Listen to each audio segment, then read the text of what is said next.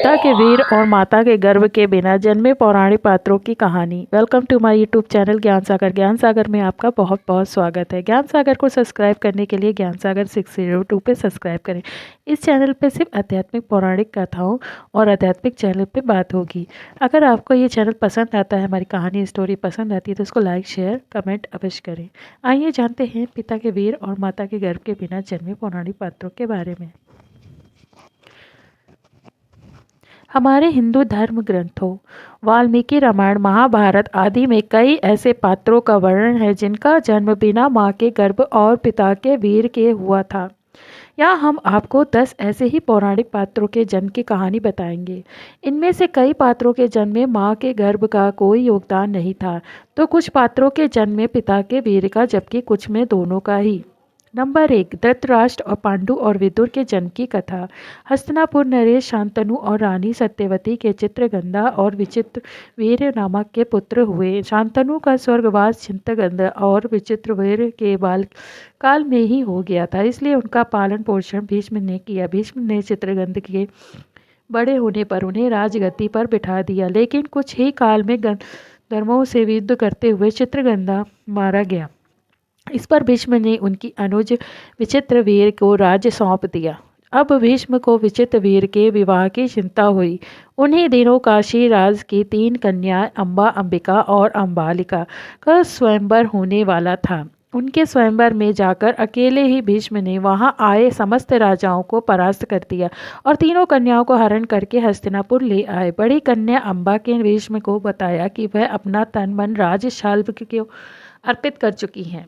उसकी बात सुनकर भीष्म ने उसे राजा शाल्व के पास भिजवा दिया और अंबिका और अम्बालिका का विवाह विचित्रवीर के साथ करवा दिया। राज्य शाल्व ने अम्बा को ग्रहण नहीं किया, अतः वह हस्तिनापुर लौटकर आ गई और भीष्म से बोली, हे आर्य, आप मुझे हर कार लाए हैं, अतएव आप मुझसे विवाह करें। किंतु भीष्म ने अपनी प्रतिज्ञा के कारण उसके अनुरोध को स्वीकार नहीं किया। अम्बा रुष्ट होकर परशुराम के पास गई और उनके पास व्यथा सुनाकर सहायता मांगी। परशुराम ने अम्बा से कहा कि हे देवी, आप चिंता ना करें, मैं आपके विवाह भीष्म के साथ करवाऊंगा। परशुराम ने भीष्म को बुलावा भेजा, किंतु भीष्म उनके पास नहीं गए। इस पर क्रोधित होकर परशुराम भीष्म के पास पहुंचे और दोनों वीरों में भयानक युद्ध छिड़ गया।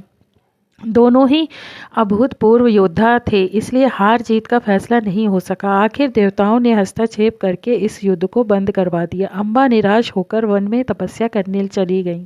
विचित्रवीर अपनी दोनों रानियों के साथ भोग विलास में रत हो गए, किंतु दोनों ही रानियों से उनकी कोई संतान नहीं हुई और वे क्षय रोग से पीड़ित होकर मृत्यु को प्राप्त हो गए।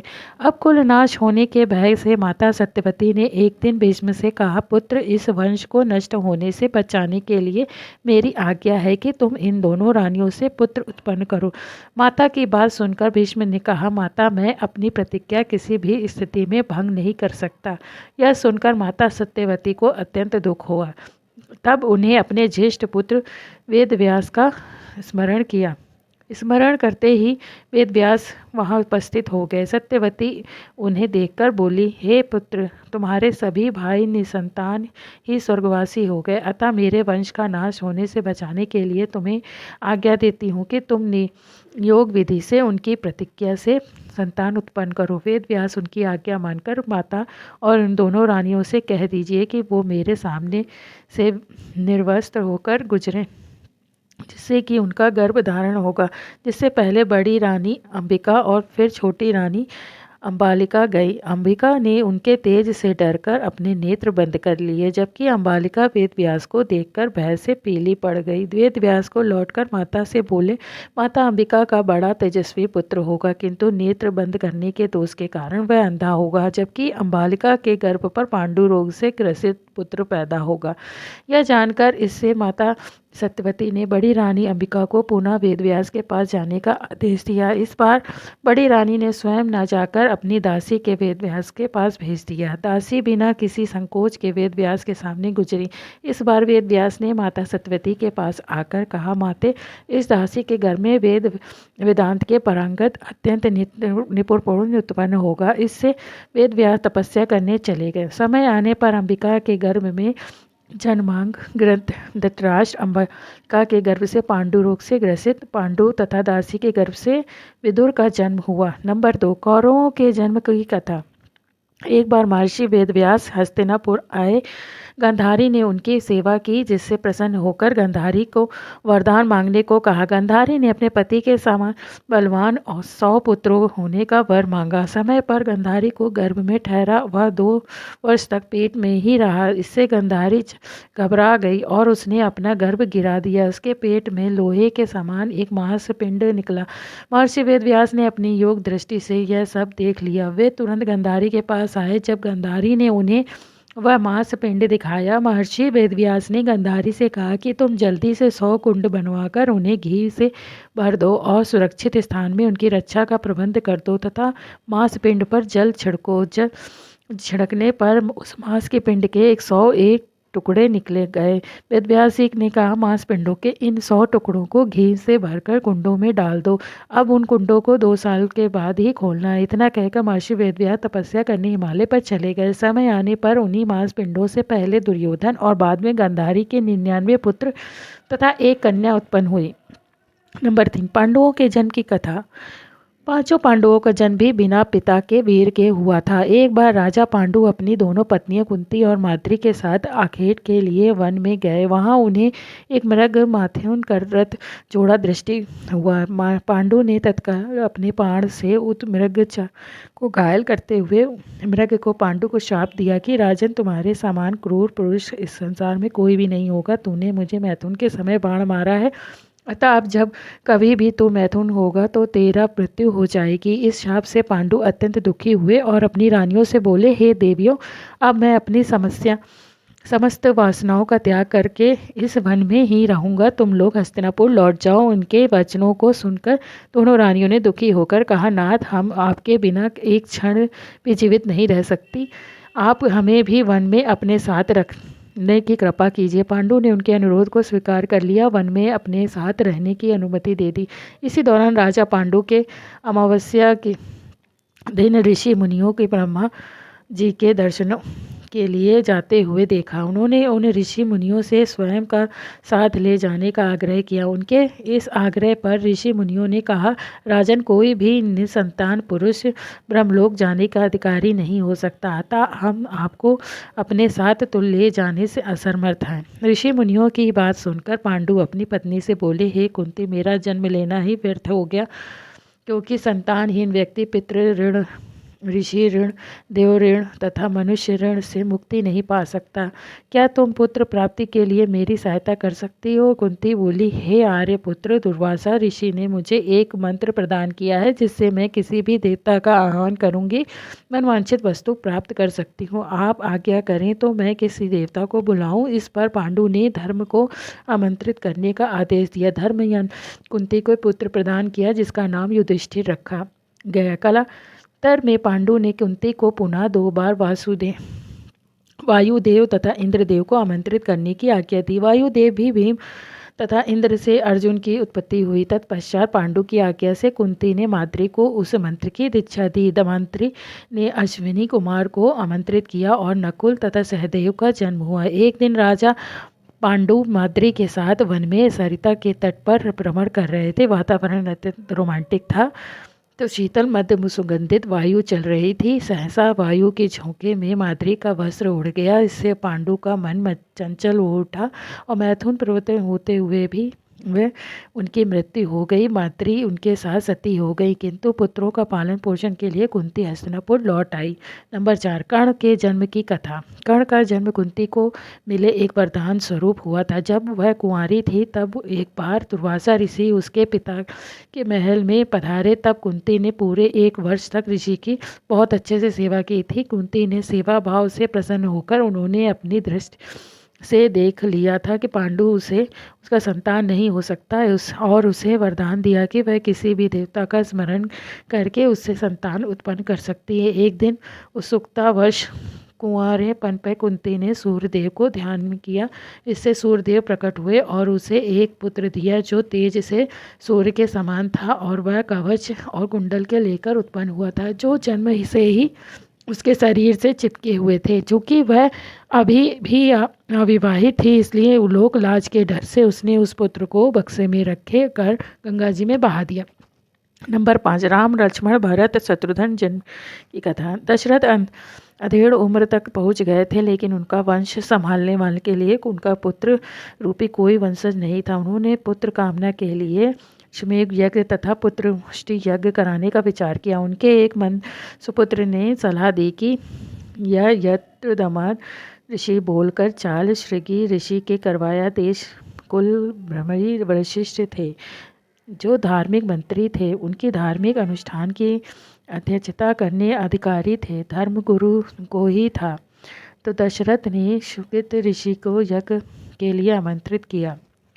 श्रृंगी ऋषि ने दोनों यज्ञ भली भांति पूर्ण करवाने तथा पुत्र मेष्टि यज्ञ के दौरान यज्ञ वेदी से एक अलौकिक यज्ञ पुरुष या प्रजा पुरुष उत्पन्न हुआ था। दशरथ को स्वर्ण पात्र ने का प्रसाद करके यहाँ तक कि अपनी पत्नियों को यह प्रसाद खिलाकर पुत्र प्राप्ति कर सकते हैं। दशरथ इस बात के अति प्रसन्न हुए और उन्होंने अपनी पत्नियों को कौशल्या को उस प्रसाद का आधा भाग खिला दिया। बचे हुए भाग का आधा भाग 1/4 भाग दशरथ ने अपनी दूसरी रानी सुमित्रा को दिया। उसके बचे हुए भाग आधा हिस्सा 1/8वां उन्होंने कैकेयी को दिया। कुछ सोचकर उन्होंने बचा हुआ 8वां भाग सुमित्रा को दे दिया। सुमित्रा ने पहला भाग भी यह जानकर नहीं खाया था कि जब तक राजा दशरथ कैकेयी की उसका हिस्सा नहीं दे देते, तब तक वह अपना हिस्सा नहीं खाएगी। जब कैकेयी ने अपना हिस्सा पहले खा लिया और तत्पश्चात सुमित्रा ने अपना हिस्सा खाया, इसी कारण राम कौशल्या से, भारत कैकेयी से तथा लक्ष्मण व शत्रुघ्न सुमित्रा से जन्म हुआ। पवन पुत्र हनुमान ने जन्म की कथा। पुराणों की कथा अनुसार हनुमान की माता अंजना संतान सुख के वंचित थी। कई जतन करने के बाद भी उन्हें निराशा ही हाथ लगी थी। इस दुख से पीड़ित अंजना मंथक ऋषि के पास गई। मंथक ऋषि ने कहा कि पप्पा सरोवर पर पूर्व में एक नरसिंह आश्रम है, उसकी दक्षिण दिशा में नारायण पर्वत पर स्वामी तीर्थ है। वहाँ जाकर उसमें स्नान करके 12 तक तप एवं उपवास करना पड़ेगा, तब जाकर तुम्हें पुत्र सुख की प्राप्ति होगी। अंजना ने मतंग ऋषि एवं अपने पति केसरी से आज्ञा लेकर तप किया था। 12 वर्ष तक केवल वायु की वषण में तप वायु देवता ने अंजना की तपस्या से खुश होकर वरदान दिया कि जिसके परिणाम स्वरूप चैत्र शुक्ल की पूर्णिमा को अंजना को पुत्र की प्राप्ति हुई। वायु के द्वारा उत्पन्न इस पुत्र को ऋषियों ने वायुपुत्र नाम दिया। 7वां, हनुमान पुत्र मकरण ध्वज के जन्म की कथा। हनुमान वैसे तो ब्रह्मचारी थे, फिर भी वो एक पुत्र के पिता बने। हालांकि वह यह पुत्र वीर जागा पसीने की बूंद से हुआ था। कथा के कुछ प्रकार है कि हनुमान जी सीता की खोज में लंका पहुंचे और मेघनाथ द्वारा पकड़े जाने पर उन्हें रावण के दरबार में प्रस्तुत किया गया। तब रावण ने उनकी पूंछ में आग लगवा दी थी। हनुमान ने जलती हुई पूंछ लंका जला दी। जलती हुई पूंछ की वजह से हनुमान जी का तीव्र हो गया, जिसे शांत करने के लिए समुद्र के जल से अपनी पूंछ को अग्नि से शांत करने पहुंचे। उसी समय पसीने की एक बूंद पानी में टिपकी, जिसके मछली ने पी लिया था। उसी पसीने की बूंद से मछली गर्भवती हो गई। उसने एक पुत्र का उत्पन्न किया, जिसका नाम पड़ा मकरध्वज। मकरध्वज भी हनुमान जी के समान ही महान पराक्रमी और तेजस्वी था। उसे रावण द्वारा पाताल लोक नियुक्त किया गया। जब रावण श्री राम और लक्ष्मण को देवी के समक्ष बलि चढ़ाने के लिए अपनी माया के बल पर ले आया था, तब श्री राम और लक्ष्मण को मुक्त कराने के लिए हनुमान पाताल लोक पहुँचे और वहाँ उनकी भेंट मकरध्वज से हुई। तत्पश्चात मकरध्वज ने अपनी उत्पत्ति की कथा हनुमान को सुनाई। हनुमान जी ने रावण का वध कर प्रभु श्री राम से लक्ष्मण को मुक्त कराया और मकरध्वज को पाताल लोक का अधिपति नियुक्त करते हुए उसे धर्म के मार्ग पर चलने की प्रेरणा दी। नंबर 8, द्रोणाचार्य के जन्म की कथा। द्रोणाचार्य कौरव व पांडवों राजकुमारों के गुरु थे। द्रोणाचार्य का जन्म कैसे हुआ था, इसका वर्णन महाभारत के आदि पर्व में मिलता है। एक समय गंगा नामक स्थान पर महर्षि भरद्वाज रहा करते थे। वे बड़े व्रतशील यशस्वी थे। एक दिन महर्षि को साथ लेकर गंगा स्नान करने गए। वहां उन्होंने देखा कि घृताची नामक अप्सरा स्नान करके जल से निकल रही है। उसे देखकर उनके मन में वासना उठी, उनका वीर रख लेत हो लगा। तब उन्होंने द्रोण नामक यज्ञ किया जाने वाला एक प्रकार का बर्तन में रख दिया। उसी से द्रोणाचार्य का जन्म हुआ। द्रोणा ने सारे अध्ययन किया। महर्षि भरद्वाज ने पहले ही अग्निहोत्र शिक्षा को दे दिया था। अपने गुरु भरद्वाज की आज्ञा से द्रोणाचार्य को अग्नि की शिक्षा दी। द्रोणाचार्य का विवाह शंतनु से हुआ। ऋषि शृंग के जन्म का कथा। ऋषि शृंग महाकश्यप के पुत्र थे। महाकश्यप बहुत ही प्रतापी ऋषि थे। उनका वीर था, तपस्या के कारण शुद्ध हो गया था। एक बार सरोवर में स्नान करने पर उर्वशी अप्सरा को देखकर जल में ही उनका वीर स्थगित हो गया था, जो जल के साथ ही हिरणी के पी लिया था, जिसे गर्भ में वास्तव में हिरणी के एक देवकन्या थी, जिसका ब्रह्मचारी उस श्राप से दिया गया था। हिरण जाति को लेकर एक मुनि पुत्र को जन्म देगी, जब में मुक्त हो जाएगी। इसी श्राप के कारण महामुनि शृंग उस मुर्गी से पुत्र हुए। वे तपोनिष्ठ थे। उन्होंने सिर पर एक सींग था, इसलिए उनका नाम शृंग प्रसिद्ध हुआ। वाल्मीकि रामायण में अनुसार राजा दशरथ पुत्र प्राप्ति के पुत्र करवाया था। यज्ञ मुख्य रूप से ऋषि और शृंग ने संपन्न किया था। यज्ञ फल के स्वरूप भगवान श्री राम, लक्ष्मण, भरत व शत्रुघ्न का जन्म हुआ था। 10वां कृपाचार्य व कृपि के जन्म की कथा। कृपाचार्य महाभारत में प्रमुख पात्रों में से एक थे। उनके जन्म के संबंध में पूरा वर्णन महाभारत के आदि पर्व में मिलता है। उनके अनुसार महर्षि गौतम के पुत्र शरदान के बाण के साथ ही पैदा हुए थे। उनका धनुर्वेद जितना लगता था उतना पढ़ाई में नहीं लगता था। उन्होंने तपस्या करके सारे अस्त्र शस्त्र प्राप्त किए।